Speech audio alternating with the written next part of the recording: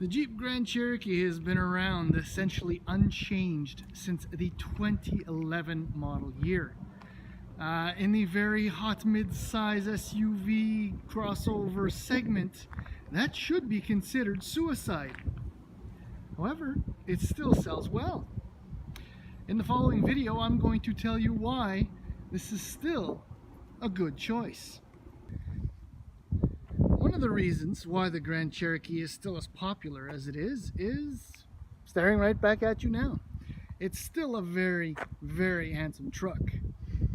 Yes, okay, fine. So mine is a Summit series, so it's got all kinds of funny trims and the chrome and the monochrome and the beautiful 20-inch wheels. But the idea is that the overall shape is the same with your $40,000 Laredo as with my $62,000 starting price Summit Series, right down to that 7-slat grille, which again on my truck is, I guess, a little classier. The list of standard features is very, very long, as is the list of options on my as-tested $78,000 Summit. So let's start poking around. Power hatch. It's included with your Summit. It opens up to a very decent trunk. Reasonable width. The audio system, which is an option in this truck, the Harman Kardon, takes up some of that width, but it's still very usable. Good depth and everything. For some reason, FCA puts their power hatch control button down there. Anyway, right. Natura leather. This is what you get with the Summit. And just in case you forget, the color is beautiful, but picture 2 or 3 kids, or just, you know, going for fun at the park during the day, and it will not be white for very long. I'd go for red. Anyways, I'm rambling. So lots of legroom back here. That's my driving position. Lovely dash. Great elbow room, good headroom, despite the massive included panoramic sunroof. So there's room for 3 abreast easily back here. I have to say though that with my son's seat in place, because of the rear entertainment system, which is an option on my tester, really eats up at some of his leg room or foot room, right? That's not a big gap. He's not very big, but still. So with your Summit, you do get the USB ports, or more specifically, the rear heated seats. Let's move up front and take a look. So again, yeah, there's that 19 speaker Harman Kardon setup. Look at that beautiful quilted leather. I mean, this is just about luxury. It's a luxury truck without the brand to go with it. However, depending on who you ask, Jeep is still way up there. Oh yeah, I won't close the door because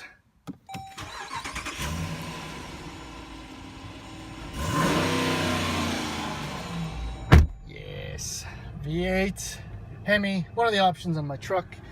No, I do not. So Uconnect, App Connect 4, all of that is included with my truck. And what's brilliant about it is that it's extremely intuitive, very easy to use. Climate controls. It's actually, you can set all kinds of buttons or apps. All of that, right? Climate control right there, yes. Heated steering wheel, ventilated, and all of that. Nav also, I won't show you a map. Phone, no I don't. Drive modes included as well. Controls for the suspension, the all-wheel drive system, and there's your 4-wheel drive low, because this is a Grand Cherokee and it will go anywhere. Still don't. Okay. Gauges are lovely, and yeah, that's a downside to the Hemi, but I'll get right back to that. Well, it's configurable screen, kinds of lovely stuff happening. No stored messages, nobody likes me. Digital speedo, storage. So this is a nice little cubby hole, your classic cup holders with a wrapper in there. This, when you get the rear entertainment system, is compromised by the Blu-ray disc player. Door bins. You know what? It's still a very useful, very family-friendly vehicle. And it's actually a decent drive. Let me tell you a bit more about that now. You see, driving a Jeep Grand Cherokee, it's not that it's a pleasurable experience, but it really is all about drive it and forget it. You know that when you're in your Grand Cherokee that there is nowhere it can't go. There's nothing it can't do.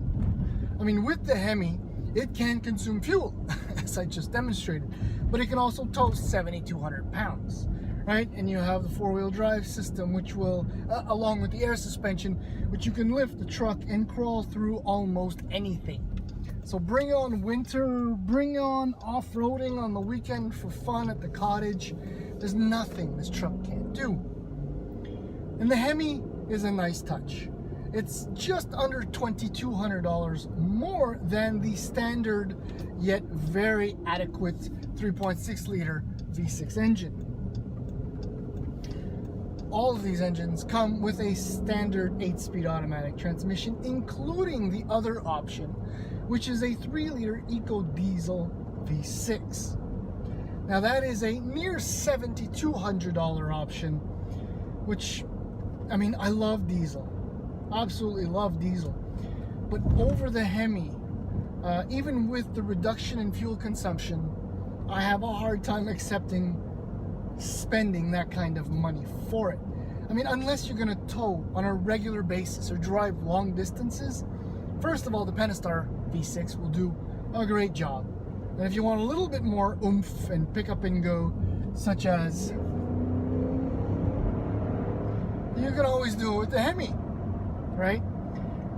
The ride quality in this truck is on par with what you would expect from most luxury SUVs. I don't want to say it's soft or floaty, but it's a mix between the two, which is again part of that drive it and forget it kind of setup.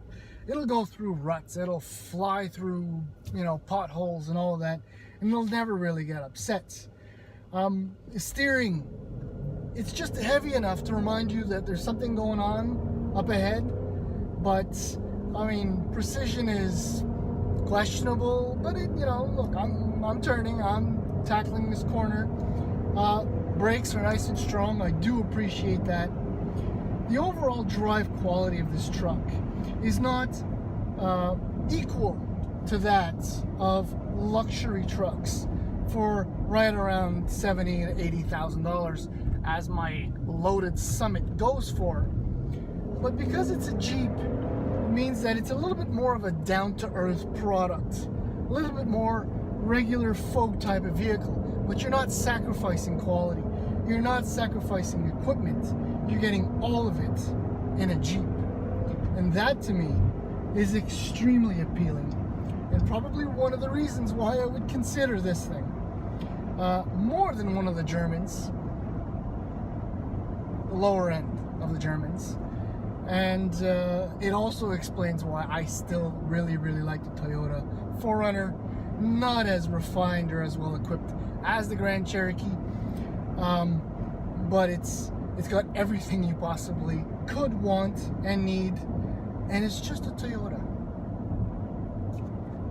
Back to the Grand Cherokee, this is a lovely truck for all the right reasons.